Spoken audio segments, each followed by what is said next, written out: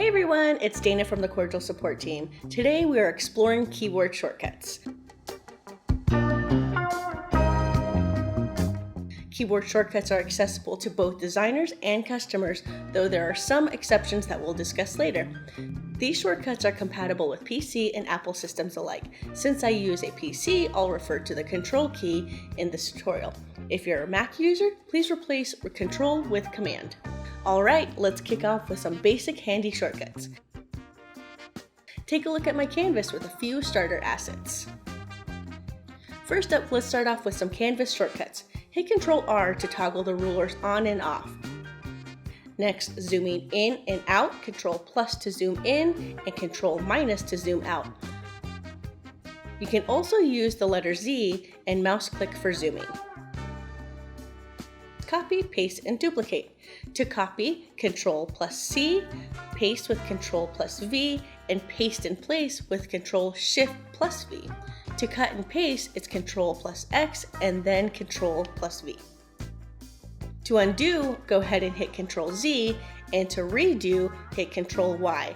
And most importantly, Ctrl S to save. Don't forget, autosave is available for your customers, but you as a designer still need to manually save your work. To duplicate a design into a whole new canvas, use the Save As feature with Ctrl Shift S. This lets you create different versions of the design like multiple sizes or colors.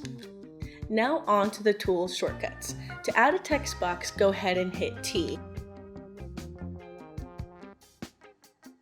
To pick colors with the eyedropper, go ahead and hit I. And to quickly switch back to the selection tool, go ahead and click V. The hand tool helps you move around your canvas. Enable it with H, or even easier, just hit spacebar. Now let's go on to some text shortcuts, including italicize with Ctrl I, underline with Ctrl U, and bold with Ctrl B.